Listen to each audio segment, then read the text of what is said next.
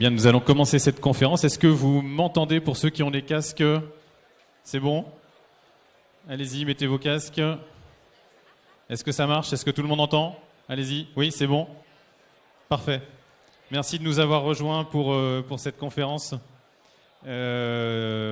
sur les nouveaux matériaux, la stratégie de GPA sur les nouveaux matériaux et les méthodes de construction. Je voudrais juste, avant de débuter, qu'on puisse avoir sur scène nos différents intervenants. Je sais, c'est une conférence avec casque en fait. C'est pour ça. Donc je voudrais inviter sur scène les personnes qui vont m'accompagner pendant cette conférence. Donc Patrick Grégoire, et je vais les inviter à se présenter à vous. Patrick Grégoire, Cédric Borel et puis Émeric de Carvé-Noël. Je vous en prie, rejoignez-moi. Cette conférence va s'organiser en 3 temps. Dans un premier temps, je vous présenterai les premiers grands éléments de stratégie de GPA sur justement notre position sur les tuyaux et les méthodes de construction. Dans un second temps, on aura une petite table ronde avec nos intervenants. Et puis dans un troisième temps, on fera un petit focus sur une opération qu'on a développée en chanvre à Trilport. C'est Michel Rabaroche qui est ici, qui nous présentera cette opération et la filière chanvre qui a été mobilisée derrière. Messieurs, je vous laisse vous présenter en quelques minutes. Patrick. Patrick Grégoire, donc je travaille chez Saint-Gobain et je suis en charge du développement de la filière construire en terre. Bonjour à tous, je suis Cédric Borel, je suis le directeur d'A4MT. Nous gérons une opération collective qui s'appelle le booster du réemploi, qui vise à ce que les maîtres d'ouvrage puissent prescrire des matériaux de réemploi dans l'ensemble de leurs opérations et sauver du carbone et éviter des déchets. Bonjour à tous, donc Émeric de Carvé-Noël, directeur des carrières de Noyant, carrières de pierre naturelle en Picardie du côté de Soissons, vice-président du syndicat national des roches ornementales de construction et vice-président du centre technique national des matériaux de construction. Merci messieurs. Dans un premier temps, je vous invite peut-être à quitter l'estrade. On se retrouve dans une petite dizaine de minutes. Je voudrais vous présenter du coup les réflexions qui nous poussent à avoir une stratégie très ambitieuse à horizon 2030 sur ces nouveaux matériaux et ces méthodes de construction. Dans un premier temps, je voudrais repositionner quelques enjeux et quelques éléments de cadre qui nous guident par rapport à... Vous m'entendez toujours? C'est bon. Par rapport à ce sujet qui est un sujet extrêmement important. Ce que l'on veut faire en fait chez Grand Paris Aménagement dans les années qui viennent, c'est contribuer à massifier considérablement l'usage des nouveaux matériaux, de développer des nouvelles méthodes de construction alternatives pour faire face à des enjeux qui sont des enjeux extrêmement importants. Vous les voyez rapidement inscrits ici. On a un projet stratégique qui implique de modifier considérablement notre manière de construire. On a une réglementation énergétique, la RE 2020, dont vous avez tous entendu parler, qui va contribuer à modifier considérablement les choses. Et ce qu'on veut, dans un premier temps, c'est impacter le périmètre des activités de construction, mais aussi, à terme, impacter nos activités d'aménageurs, les activités de production d'équipements publics, les activités également de production d'espaces publics. On a 4 objectifs dans cette stratégie. Le premier objectif est un objectif de préservation de ressources, du climat et de la nature. Vous voyez ici un peu l'expression des quelques crises auxquelles on fait face pour les années qui viennent. La diminution des ressources, les enjeux climatiques évidemment, et la diminution de la biodiversité. Très concrètement, ce que l'on cherche à faire au travers de ces 3 cercles, c'est contribuer à limiter au maximum les choses, diminuer fortement les bilans carbone de nos opérations, réduire l'usage des matières premières vierges dans les matériaux qui seront utilisés, c'est un point extrêmement important, et évidemment lutter contre la diminution de la biodiversité. Ça, c'est le premier volet, la préservation des ressources, qui est un élément absolument essentiel. Il y a un deuxième volet dans notre stratégie qui consiste à dire on doit absolument accélérer sur l'amélioration de la qualité de vie dans les logements, dans nos opérations. Pour ceux qui sont intéressés, n'hésitez pas à demander des casques pour écouter la conférence. Cette notion d'amélioration de la qualité de vie, ça passe par la diminution de la non-qualité dans la production des logements aujourd'hui, par l'amélioration avec de nouveaux matériaux, du bien-être, de la santé, des matériaux qui sont plus favorables à ça. Ça passe également Donc pour les habitants, ça passe également, et c'est un élément essentiel, surtout quand on a des opérations d'aménagement qui sont des opérations d'aménagement longues, par le fait d'améliorer la qualité de vie en chantier, en quelque sorte, dans nos quartiers, diminuer les temps de chantier sur les opérations, avoir des chantiers plus propres, c'est aussi la qualité de vie des habitants qui est en jeu au travers de ça. Et pour les employés des filières de construction au sens large du terme, évidemment, l'objectif, c'est aussi d'améliorer les conditions de vie sur les chantiers, avec notamment un élément essentiel que l'on va pousser, qui est la construction hors site, qui consiste évidemment à industrialiser la construction en amont pour avoir des chantiers plus simples à gérer. C'est aussi une manière de développer de nouveaux métiers industrialisés et de favoriser l'emploi, de nouveaux emplois finalement dans les entreprises de construction. Le troisième objectif est un objectif évidemment absolument essentiel, c'est comment on change nos méthodes de construire, comment on injecte de nouveaux matériaux dans nos constructions, tout en maîtrisant les coûts.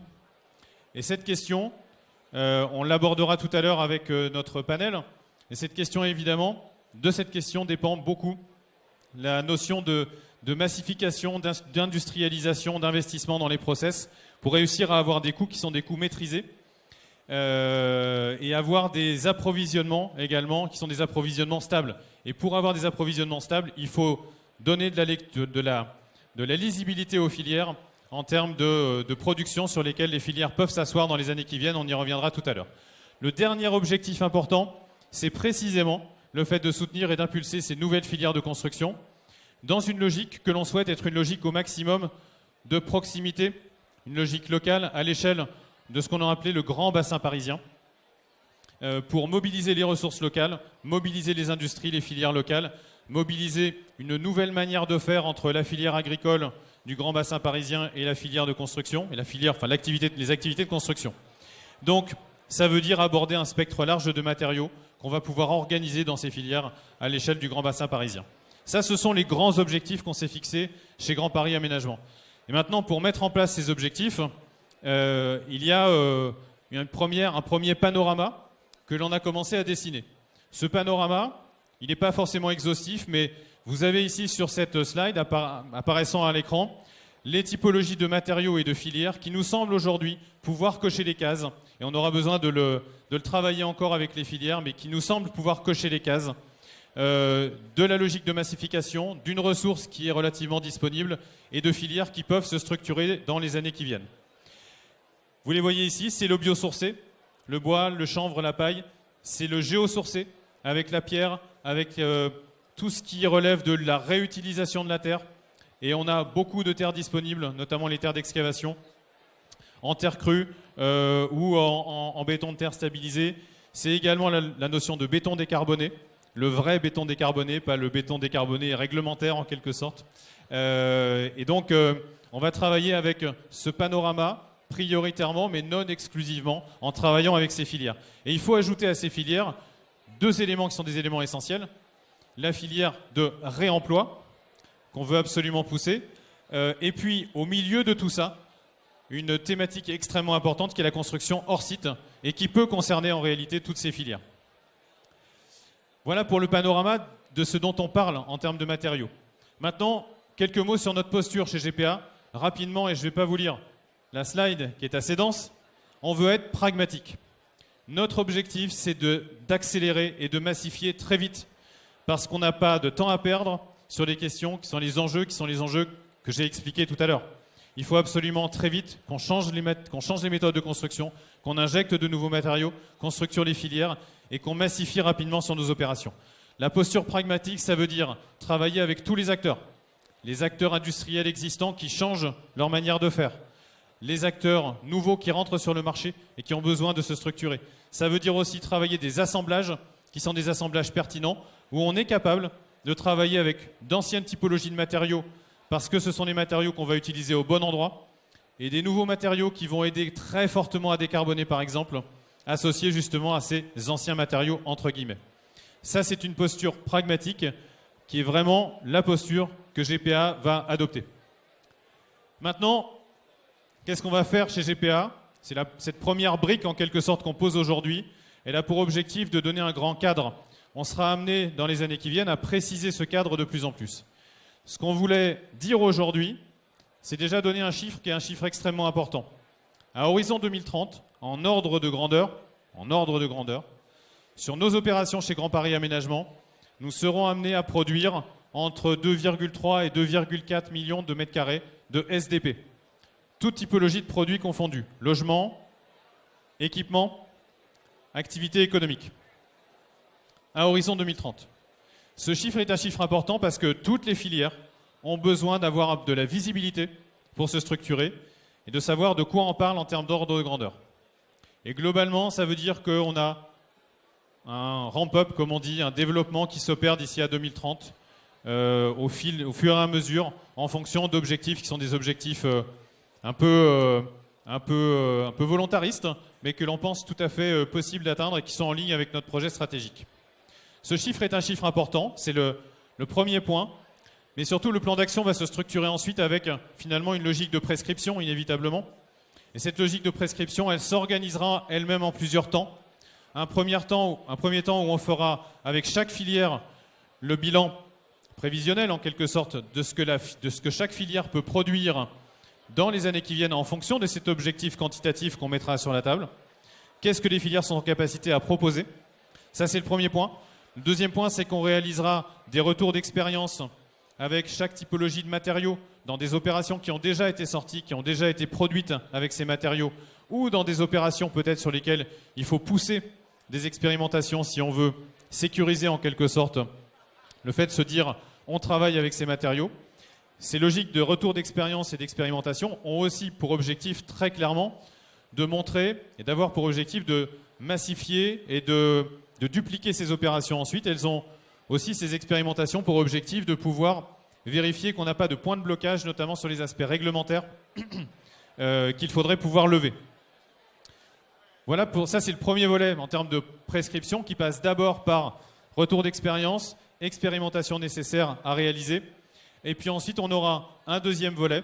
Et ce deuxième volet il sera évidemment chiffré sur nos opérations, quel pourcentage, quel volume, quelle orientation chiffrée on donne en termes d'utilisation de matériaux dits à impact, si je puis dire, qui permettront d'atteindre les objectifs qu'on s'est fixés, que je vous présentais en début de présentation. On aura sur l'année 2002 un travail complémentaire qui nous permettra de fixer justement ces chiffrages de manière un peu plus précise. Et vous avez ici pour terminer voilà, les grandes phases qui vont nous animer dans les semaines et les mois qui viennent. Vous avez sans doute entendu parler de l'AMI de référencement dans lequel on a beaucoup demandé aux promoteurs de se positionner sur ces sujets. Cette AMI va nous être très utile pour comprendre comment justement le monde de la promotion immobilière aujourd'hui envisage les choses. On va travailler avec les filières sur leur capacité de production. On va être à l'écoute de porteurs de projets qui voudraient venir nous voir avec des projets d'expérimentation sur certains de ces matériaux, certains de ces assemblages, certaines de ces filières, pour pouvoir accélérer sur les REX, justement. Et puis évidemment, on travaillera avec les BOT, les bureaux de contrôle, pour se dire où sont les points de blocage, comment on peut les lever. Et tout ça dans un cadre qui est un cadre que vous connaissez bien maintenant, qui est la RE 2020 pour les années qui viennent.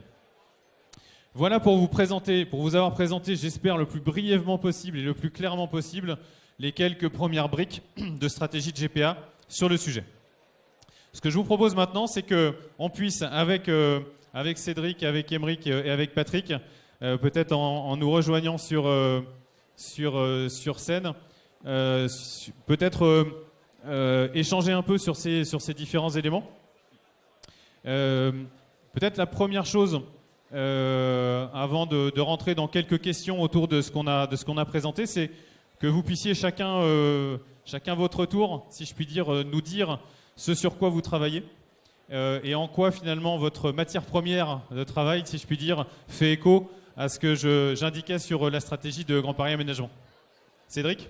C'est moi qui commence sur le réemploi ou quelqu'un sur des choses très lourdes et intéressantes qui sont dans des matières premières? C'est le réemploi. Allez, alors je me lance. En fait, merci. Quand un aménageur va commencer à organiser le BAL sur 2,3 millions de mètres carrés, c'est tout à fait essentiel pour nous d'avoir ce relais pour ce qui est du thème de la conservation de la matière avec cette visibilité. Le booster du réemploi, c'est quoi? C'est une opération collective qui vise à faire faire à tous les maîtres d'ouvrage que sont les investisseurs et les promoteurs un exercice qui n'est pas fait actuellement, qui est de prescrire du réemploi de manière dérisquée, en connaissance de cause et avec un cahier des charges qui permet de qualifier le matériel qui leur est proposé en laissant la charge de la preuve à celui qui l'aura récupéré, traité en seconde main et proposé. Pourquoi cette opération était urgente? Et ça reprend les temporalités dont tu parlais, Fabien. C'est en fait depuis le Grenelle de l'environnement, on avait un diagnostic déchets qui s'est raffiné dans les meilleures maisons en diagnostic ressources. Le diagnostic ressources, l'année dernière, devient un diagnostic produit, équipement, matériaux, déchets. C'est-à-dire que quand on va aborder un curage de matériel, donc le stock que représente le Grand Paris finalement, on va se poser la question de ce qui est réemployable et récupérable dans un bâtiment donné. Et finalement, quand on creuse, on trouve, actuellement, c'est à peu près 37 tonnes de matériel viable pour 1000 m² de bureau qui est mise en valeur par le curage. Ces mises en valeur, on dit qu'il y a 37 tonnes, ça va être des faux planchers, ça va être parfois de la moquette, des cloisons, un certain nombre d'éléments de nomenclature, de seconde œuvre, parfois un peu plus sérieux, des portes coupe-feu, des choses, des déposes d'éléments nobles. Mais actuellement, il n'y avait aucune habitude dans le marché, mais vraiment aucune, d'acheter ce matériel. Vous prenez une équipe projet, côté asset management, côté promotion, c'est une équipe qui n'a pas le temps, qui ne sait pas demander du matériel de réemploi, qui n'a pas le temps de demander et qui porte un risque à le faire. Et donc, le booster du réemploi, je souhaite saluer ceux qui l'ont lancé. Côté asset management, c'était Groupama Immobilier qui un jour s'est énervé de ne pas pouvoir transposer 4000 m² de faux planchers de leur opération à Wagram sur les Champs-Élysées. Leur propre faux plancher qu'ils ont dans le bilan et qui avait été posé il y a 2 ans et qu'il suffisait juste de déplacer. Là, toute la machine de l'économie linéaire s'est mis à leur dire que c'était absolument impossible, qu'il fallait retester ça en laboratoire, que le bureau de contrôle n'accepterait pas, que ce ne serait pas assurable, qu'on n'a pas le temps de regarder si c'est bon, pas bon, et qu'il fallait requalifier chacune des dalles de plancher. Voilà. Donc c'est parti d'une explosion caractérielle, mais positive, dans laquelle ils se sont dit, nous, maîtrise d'ouvrage, nous allons nous organiser. Donc il y a 42 grands maîtres d'ouvrage qui sont dans le booster du réemploi et les entreprises générales. On va s'organiser pour pouvoir demander du matériel de réemploi. Et là où je termine, c'est que ce fameux diagnostic PEMD a vu l'émergence d'entrepreneurs. Il y a une offre, en fait, depuis 2014-2015 qui a émergé, surtout sur Paris, mais partout en France. Nous avons recensé 90 plateformes de gens qui stockent du matériel. C'est parfois des erreurs de commande, c'est parfois des queues de chantier, c'est parfois du matériel déposé. Et 90 plateformes de gens de bon sens se mettent à stocker du matériel pour dire « je ne veux plus jeter ». On rentre dans cette économie-là maintenant. Et donc nous souhaitons nous créer un pool de demandes pour tous ces gens-là, tous ces entrepreneurs, les cycle-up, les tricycles, soit des PME ou des start-up, soit les grands groupes qui arrivent, parce qu'on les voit arriver maintenant dans le jeu, pour recertifier leur matériel. Il y a des opérations chez Schneider, il y a des opérations vraiment à très grande envergure. Et bien sûr, sans dévoiler la suite, les éco-organismes du bâtiment auront un exercice de réemploi à faire, ce qui va systématiser tout ça. Donc, le stock du futur Grand Paris est peut-être déjà partiellement dans le Grand Paris. Je vais terminer avec un chiffre. C'est qu'en termes d'emploi, pour mettre en décharge 10 tonnes de matériel, il vous faut 1 ETP. Pour sauver ces 10 tonnes de matériel, il y aura, si on prend tout le volume, on va transformer finalement ce qui était de l'approvisionnement en emploi et on va dépasser la centaine de personnes qui va être dans la chaîne opérationnelle, ce qui est aussi un besoin des sociétés actuelles. Donc oui, il est bancable et c'est un bon business model que de préserver la ressource. Et voilà, donc le booster, c'est un pool de demandes.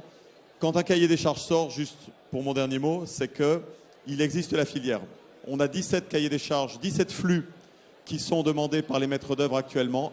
Ça se déboucle, les appels d'offres sont fructueux, la matière commence à circuler et il y a actuellement dans 237 opérations dans le booster du réemploi. Il y en aura 1200 à la fin du run des 3 ans en 2024 et dont on espère la plupart seront accélérés par le Grand Paris parce qu'il y en a besoin.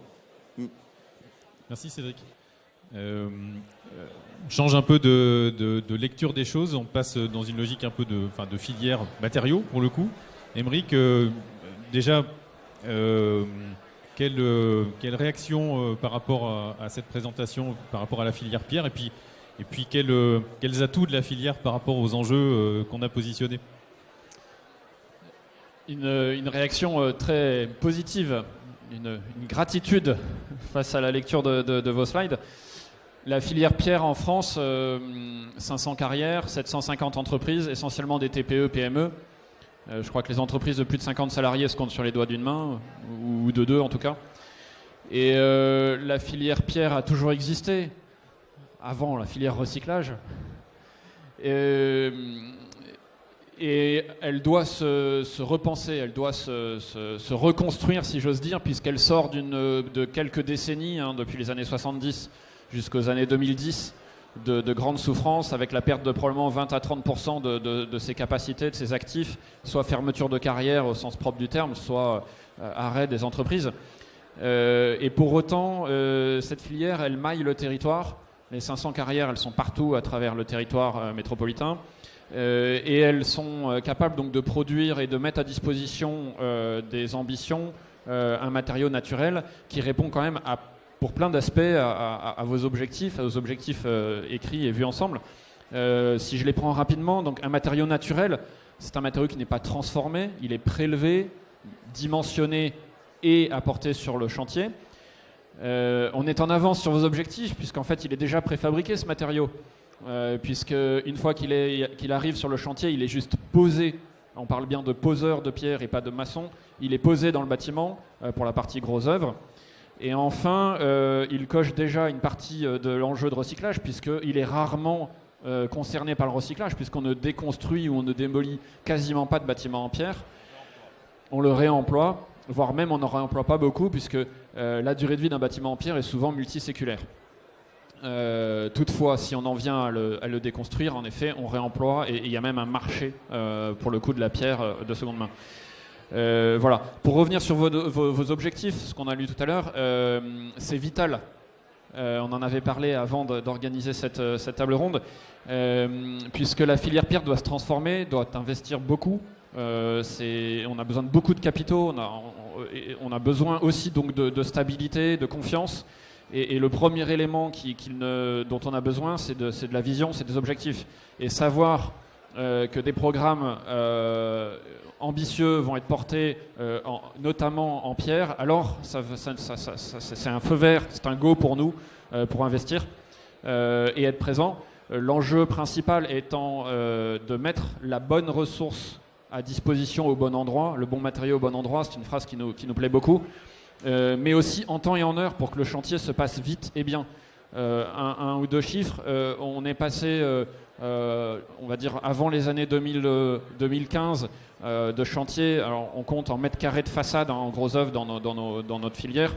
On est passé de chantiers qui étaient de l'ordre de 100, 200, 300 mètres carrés de façade, essentiellement en logement, mais pas que en logement. Aujourd'hui, l'unité, c'est plutôt le millier, voire 3 ou 4 milliers de mètres carrés de bâtiment. Donc on a vraiment un enjeu de produire en temps et en heure. Et c'est là, pour l'instant, où le bas blesse. Et c'est ce qui fait qu'une bonne partie, j'ose dire 50% des chantiers qui font appel à la filière pierre, malheureusement, vont sourcer cette pierre à l'étranger. Non pas que la pierre soit moins belle, c'est très subjectif. En revanche, elle participe à enterrer la filière pierre française et puis elle participe aux émissions de gaz, notamment sur le transport. Donc on a un enjeu véritable qui arrive et il faut qu'on le transforme et on peut le transformer.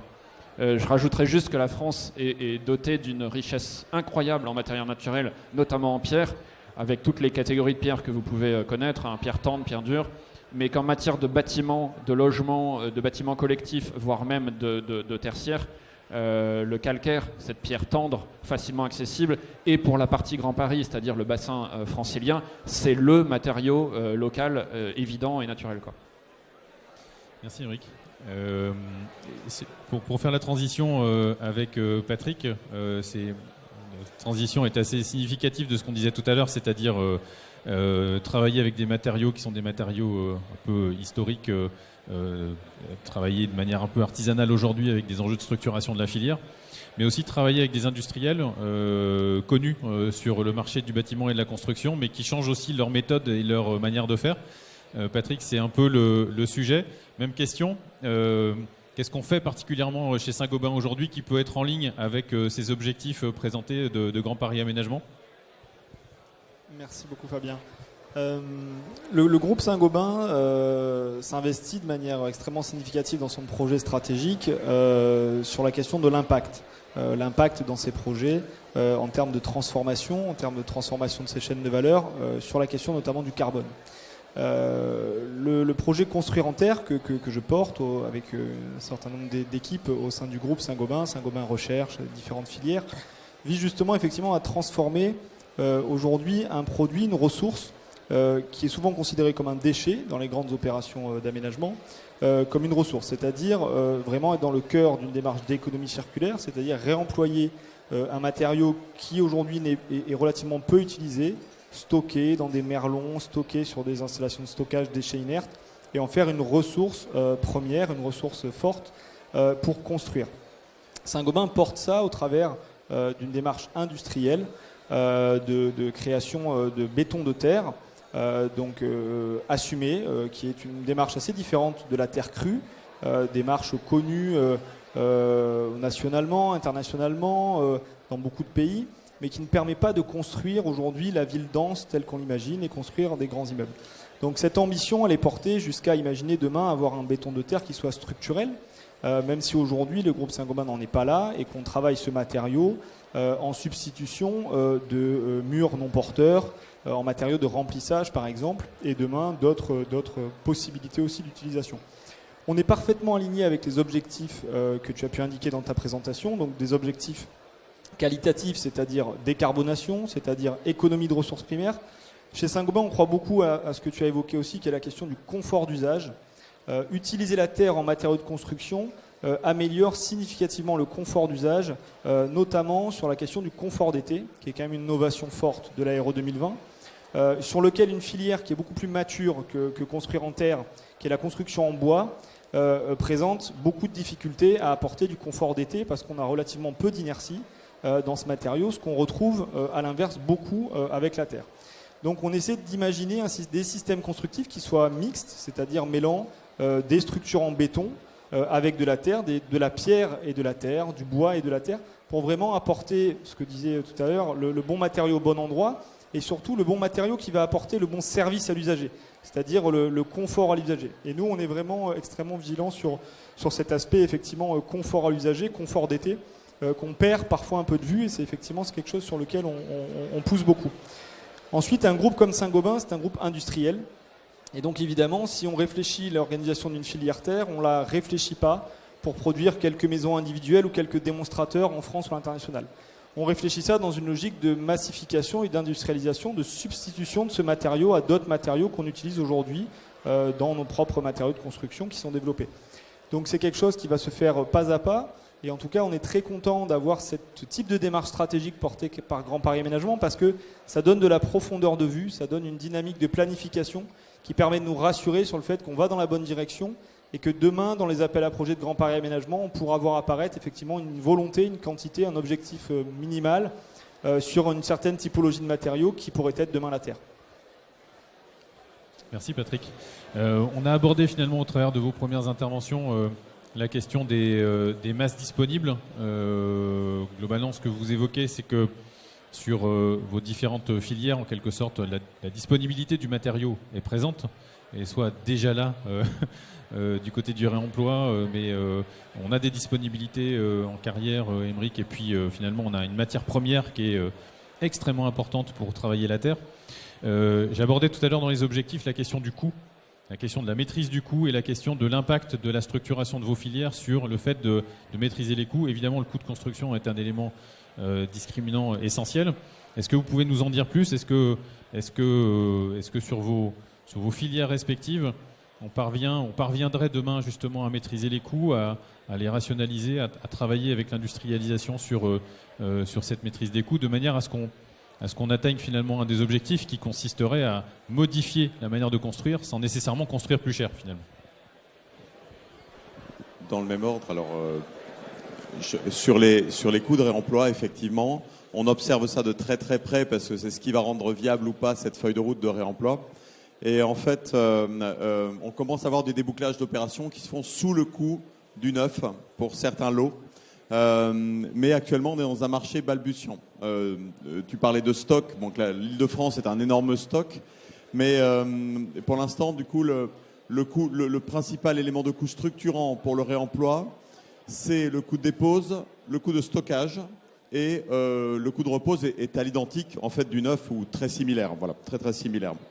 Et donc actuellement, dans un proto-marché de réemploi, dans un proto-marché tel que le réemploi l'est pour l'instant, il y est...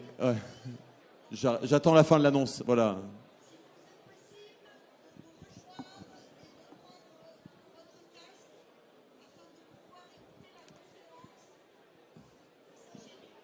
Voilà. Je vais continuer. Donc vous savez qu'il y a une conférence, voilà. Et du coup, le sujet actuellement, c'est que les coûts de stockage, s'ils sont très longs sur des éléments de nomenclature qui sont pas très chers, par exemple une dalle de moquette, si vous faites une dépose soignée, ce qui vous coûte, et vous la stockez en 3e couronne d'Île-de-France, et qu'elle va rester plus de 4 mois à cet endroit-là, elle va gagner en fait lentement le prix du neuf et va dépasser le prix du neuf. Donc dans ce proto-marché, il va se passer, il va avoir une éviction du matériel. Et finalement, on ne va le déposer que si on a un preneur. Donc il était absolument essentiel que Grand Paris Aménagement donne une visibilité au réemploi, à une capacité de prescription qui va détecter des volumes, qui va faire que des gens vont se structurer et vont tenter justement de tuer ses coûts en accélérant le marché. Voilà. Et donc, la planification que vous donnez à l'ensemble des acteurs est absolument essentielle pour que l'entrepreneuriat finalement réponde à la question. Je pense même qu'il y a une petite place pour l'argent public. J'aime pas trop l'argent public, ça prouve bien que les chaînes ne sont pas économiquement viables en fait, mais dans un temps où entre le chantier donneur de réemploi et le chantier receveur du réemploi, on peut avoir plus de 6 mois, plus de 9 mois, parce qu'on est dans un proto-marché et pas dans un marché massifié, on verrait d'un bon œil que le stockage intermédiaire soit pas trop cher. C'est une manière d'aider la filière, parce que quand ça va se raccourcir et les volumes montant, en fait, on a fait quelques études logistiques très précises qui montrent qu'on va rentrer dans une zone de grande viabilité. Ça s'appelle la courbe d'apprentissage en industrie, et on voit que pour le réemploi, il va se passer une chose similaire. Donc ça va passer, et ça passe déjà. Donc pour la majorité des opérations qui se débouclent chez les investisseurs, ils ne mettent pas plus d'argent dans le réemploi que dans les matériaux neufs. Parfois, il y a un petit consentement à aller abattre du carbone, aller chercher un peu de carbone quand c'est très carboné, mais c'est pas beaucoup plus que le neuf et ça marche très très bien. Voilà. Merci. On voit que l'enjeu, c'est de rapprocher très vite, dans le temps, le raccourcissement du temps entre la demande et l'offre. Aymeric, sur la pierre, sur ces questions de coût. Alors la première chose qu'il faut que je vous dise, c'est que la pierre n'est pas réservée, il faut tuer ce poncif, la pierre n'est pas réservée pour les projets luxueux, pour quelques beaux quartiers de métropole plébiscités. Pour preuve, on construit du logement social en pierre de taille. Et quand je parle de pierre massive, structurelle. Dans ce cas-là, le mur, c'est la pierre. On fait aussi beaucoup de murs doubles qui viennent habiller un mur structurel, généralement en béton, mais pas que. Ça reste de la pierre massive au sens de la norme, puisque c'est une pierre de 8 cm d'épaisseur qui est bien maçonnée devant le mur structurel, mais dans ce cas-là, ce n'est pas le mur, c'est un mur double. Le prix de la pierre, si je vous incite à chasser de vos esprits ce poncif-là, c'est que c'est quand même un peu le cas.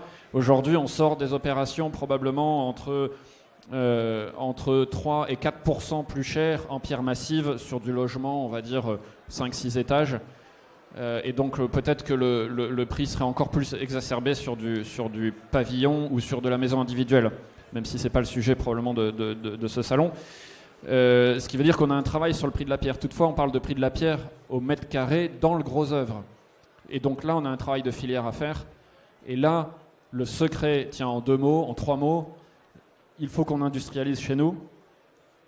Il faut probablement qu'on investisse au moins 3 à 4 fois nos chiffres d'affaires annuels pour refaire des outils industriels dignes de ce nom qui vont nous permettre de maîtriser nos coûts de production.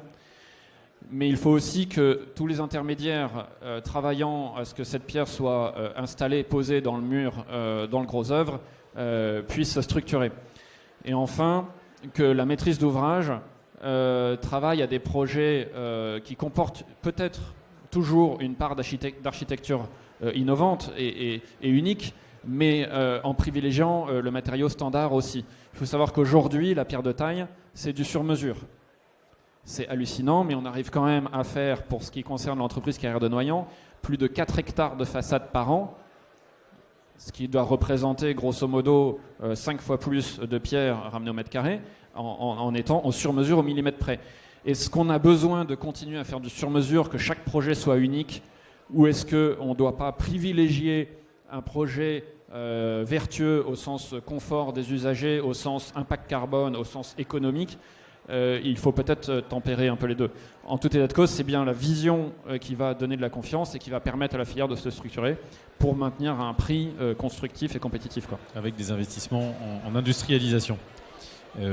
Patrick, sur le béton de terre, du coup.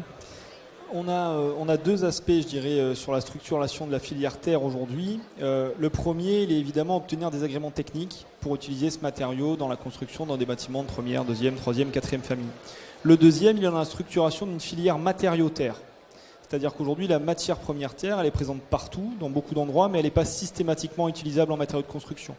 Parfois pour des raisons de pollution, parfois pour des questions de qualité géophysique, géochimique du matériau. Le travail, je pense que l'avance, entre guillemets, qui est capable de prendre un industriel comme Saint-Gobain sur ce domaine-là, c'est que depuis près de 2 ans, on travaille à sourcer des gisements de terre partout sur le territoire national qui seront des terres utilisables dans la construction. Certaines dans la terre non porteuse et peut-être demain dans de la terre qui sera structurelle et porteuse. Ce travail, c'est un travail d'ingénierie des matériaux, un travail de recherche qui prend beaucoup de temps. Et il est vital pour cette question que tu évoquais, qui est l'économie de projet.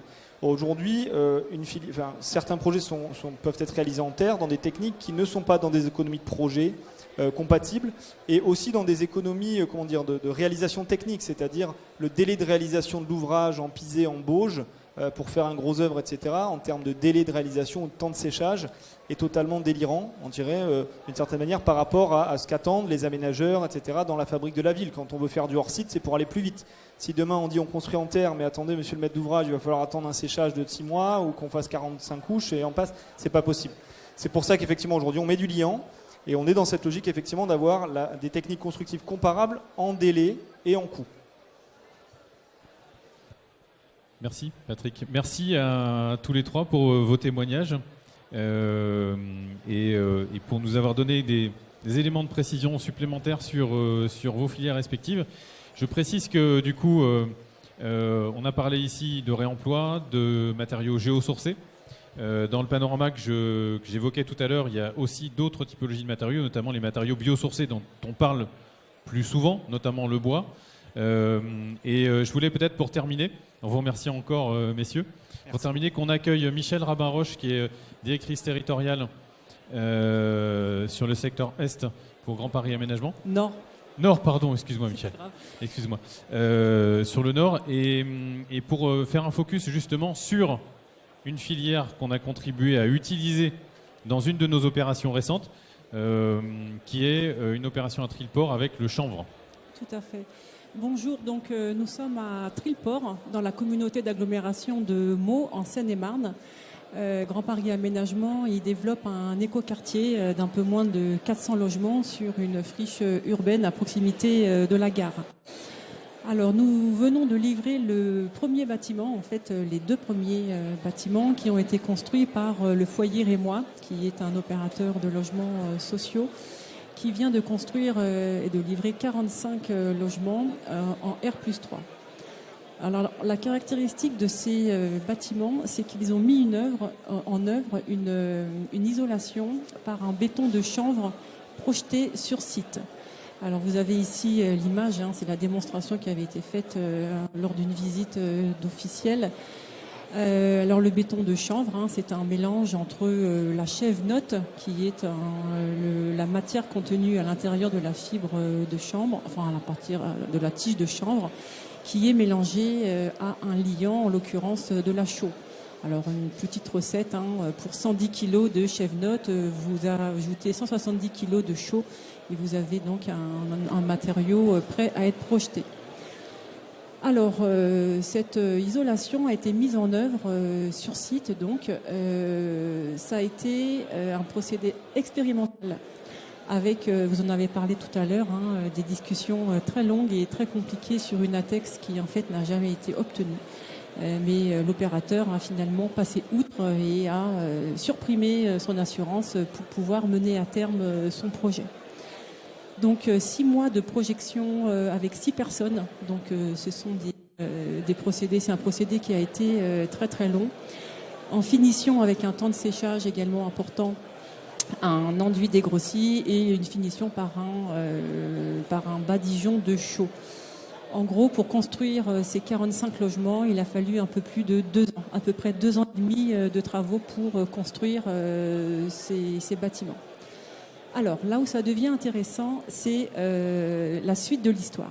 Déjà, le chanvre, la caractéristique, c'est la chèvre-note vient d'une usine qui est située à 15 km de l'écoquartier. Donc c'est une première caractéristique très intéressante, sachant que le chanvre lui-même était cultivé dans un rayon de 50 km autour de l'usine. Donc on est vraiment dans la production d'un matériau tout à fait local et évidemment biosourcé. Alors je vous l'ai expliqué, ce procédé qui a été mis en œuvre, alors je vais la citer parce que c'est une entreprise qui est absolument remarquable, c'est la société Acta qui a développé ce procédé de projection de béton de chanvre. Dans le cadre et tirant l'expérience de cette mise en œuvre, la rencontre d'un architecte, de charpentier et des producteurs de chanvre, de l'usine Planète Chanvre, a donné lieu à la création d'une usine qui s'appelle Wall Up, qui se trouve à quelques encablures de l'usine Planète Chanvre. Et cette usine, créée en 2021, a tiré l'expérience de notre écoquartier de Trilport et s'est lancée dans la préfabrication de murs en béton de chanvre sur ossature bois. Donc c'est vraiment une très belle histoire. Aujourd'hui, l'objectif de cette société est de produire 50 000 mètres carrés de panneaux préfabriqués pour pouvoir alimenter tous les chantiers. On sait que la demande se structure. C'est vraiment ici une illustration très pratique, très concrète d'un matériau biosourcé, donc avec toutes les caractéristiques évidemment que l'on connaît et qui répondent à tous les enjeux aussi bien réglementaires, climatiques que sociétaux, qui est mis en œuvre dans le cadre d'un circuit court. Donc c'est vraiment triple effet qui se coule, on va dire. Voilà, une très belle expérience dont nous pouvons témoigner aujourd'hui. Merci Michel. Voilà, on voulait quand même faire un focus sur des choses qui se passent sur le terrain, des expérimentations, des tests grandeur nature, et avec un premier retour des habitants, je crois, qui est ultra favorable. Pour avoir visité les logements, il y a une très belle inertie, et les logements sont confortables et les gens ont l'air ravis. Sans chauffage, même les mois d'hiver, depuis qu'ils sont rentrés. Voilà. Merci de nous avoir suivis. On voulait donc aujourd'hui vous donner un peu les premières briques de cette approche stratégique de Grand Paris Aménagement. Il va se passer des choses dans le courant de l'année 2022. On reviendra vers vous d'une manière ou d'une autre. C'est une conférence que vous pouvez retrouver. Vous avez les casques, donc vous l'avez suivi. Pour ceux qui n'ont pas de casque, ils ne vont pas m'entendre, mais en tout cas, on peut la retrouver ensuite en podcast, si je puis dire. Je regarde Marie je ne dis pas de bêtises, sur notre site internet. N'hésitez pas à la transférer également sur les réseaux sociaux. On reviendra vers vous pour la suite de nos briques stratégiques sur ce sujet. Merci beaucoup de nous avoir suivis. Bonne fin de journée. Et merci beaucoup à nos intervenants.